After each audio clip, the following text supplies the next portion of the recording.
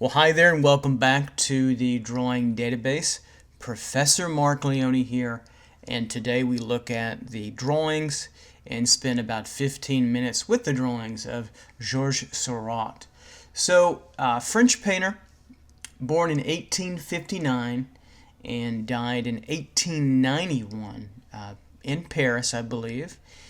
For both of those. And Seurat is a very unique painter in that he challenged the academic status quo at the time and developed a painting technique that we refer to as pointillism, which is making small dots, relatively dots or dashes of color at time, but very small brush points that injected fresh color that was optically mixed together when one step back from the canvas. Rather than mixing so much on a palette, that color was applied more directly and then optically mixed. And certainly it puts him in the range of the Impressionist. And we also, many art historians categorize him also in post-Impressionism, a little bit more connected to moving slightly away from the Impressionist movement.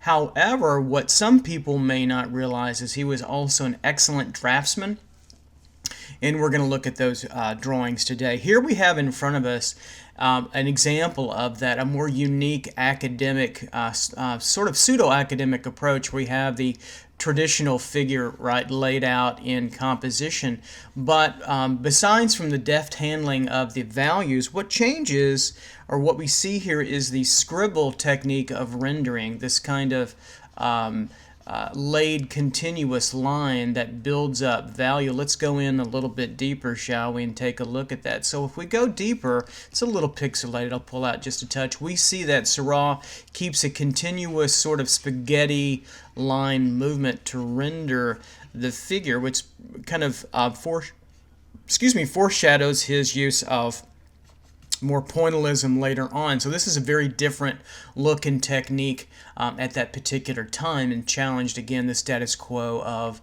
the academy at that time, where most students were continuing to, or students that were fresh out of the academy and starting to make their careers were beginning to use the same techniques employed in the academy, like Bouguereau and others.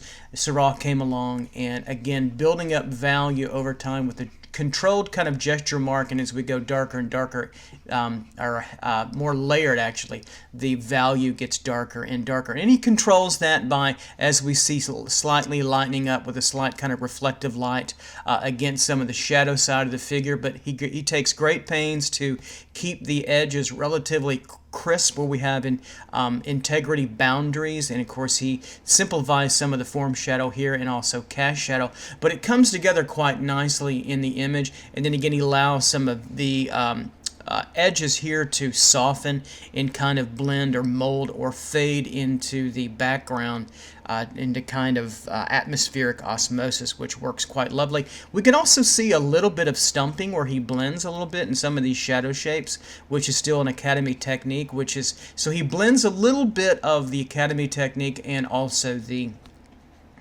kind of what I call the spaghetti gesturing, or the overall surface quality of the drawing becomes very consistent, and then the simplified symbolism of the head structure, which holds together quite well, and the subtle use of this dark against a slight lighter form in and around the model makes a quite lovely drawing from Seurat. Here we see what's perhaps the artist's mother, and what we notice first is the overall kind of peppery texture that was scraped across a more textured type of paper. This is a great exercise that we utilize in art school quite often still to this day in drawing, where we take a charcoal, a heavy paper, or even a watercolor paper, a heavier, like 300 to 400 pound paper, which has a heavier texture on it, which is weighted in heavier. It's not 500, 400 pounds, but it's what a certain amount of stacked paper weighs with a certain ream of paper. But it's heavily textured, that's the point, and then the charcoal stick is scraped across the surface, and what is revealed is the texture of the paper, and when that is controlled, a soft kind of atmospheric quality is enveloped, and it creates, again, and I think what's important to realize about these drawings is a kind of surface consistency throughout. So he allows the paper to do its work for him while controlling the soft, almost blurred kind of effect, while still, if you can see here, controlling the structure of the forms that we see in front of us, or his mother's head here, quite nicely. And we get at the soft, subtle rendering. And then, of course, he has a lower kind of light source coming in this direction. Here's the light source, and so we get an upward kind of light from below shining upward. And a little, notice the slight changes in value here, especially to go from a lighter area, darker area, midtone, slightly darker with the parting of the hair, and so on. And again, he controls a little bit more of the edge integrity boundary in through here, which gives us dark against light, against dark, right, dark together against a little bit lighter tone as well.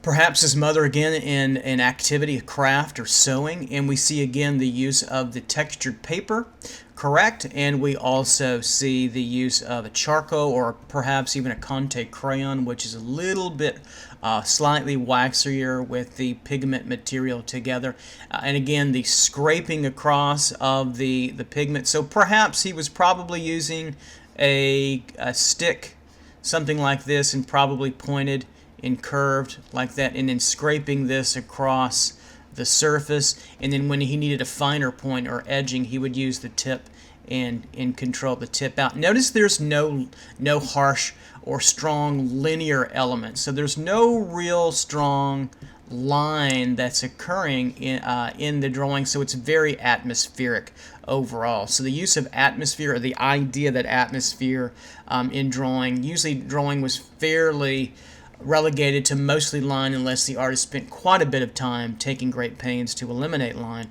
But here we have an atmospheric quality with the light source from above hitting the head, slight part in through here, and very subtle gradated use of value, which it works really well again with the graded or heavily textured paper, and then the subtle detail. So detail, hard edge kind of detail, is eliminated for an overall surface quality effect and a sense of the overall atmospheric consistency within the drawing.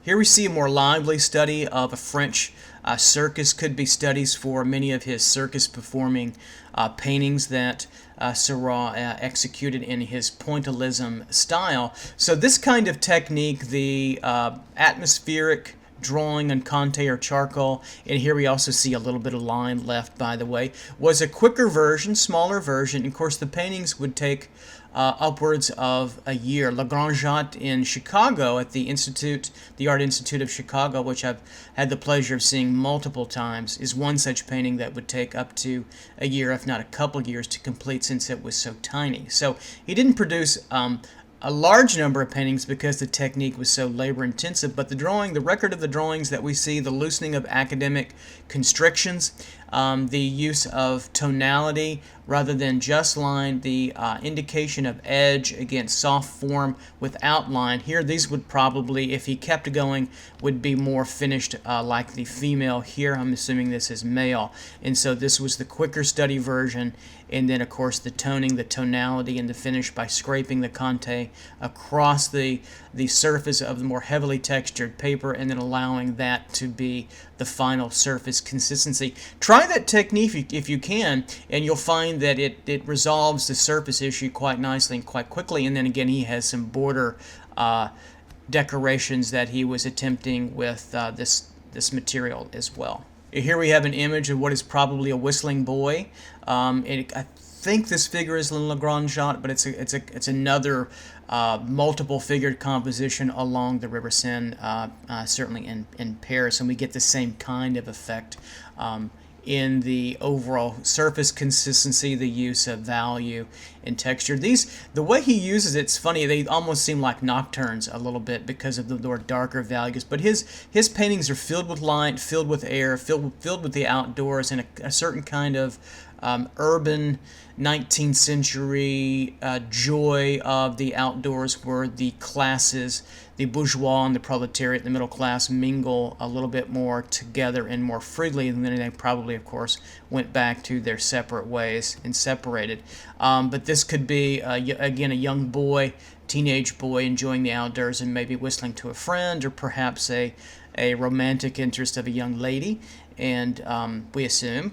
And then the lovely rendering of the forms, the figure, the turning of the forms. So remember, even though he's loosening the constrictions that were placed upon him within the academy, the structure, the figurative quality has not left. And I think that's what makes these drawings and the work of the Impressionists, the post-Impressionists, so engaging to the art-going public, as well as those who or would say the amateur art-going public, is that it loosened up in a little bit more of the more true harder-edged realism, if you will, of the Renaissance and Baroque, and yet retained color and the nostalgia of an era gone by for those in the 20th century, and still yet was still decidedly understandable, certainly somewhat narrative and figurative, and ultimately still about kind of pure beauty. Here we have a landscape with a single kind of tree stump here, or stem. Here we can assume that this tree probably flowers away after some pulling out of the composition, and we have the same technique, probably smaller drawing, with the charcoal or the Conte crayon in a strong horizontal broken by a vertical far over to the right compositionally, and then we have a series of probably 19th or 18th century dwellings, homes here, stone homes with probably wooden roofs, and then we have a loosening up of the cloudscape in through here. I love the little slight gesture lines in through here. So remember the first study that we saw of the figure, he goes back to this kind of spaghetti line work. It could have been done within the same time frame, but for the most part he uses a blurry, blended kind of stump technique with also affectations of letting it dissolve a little bit more blurry and blended. So instead of a high focus, these become a more impressionistic or softer rendering of the entire composition. And lastly, this could be a self-portrait, I'm not quite sure, but we do have a rendering of a man, probably in candlelight or gaslight. Here, a younger man, probably a mature younger man, and with the fashion of the day, the beard certainly, and the longer mustache. What I love to see is the control of the forms by SEURAT, the dedication to structure.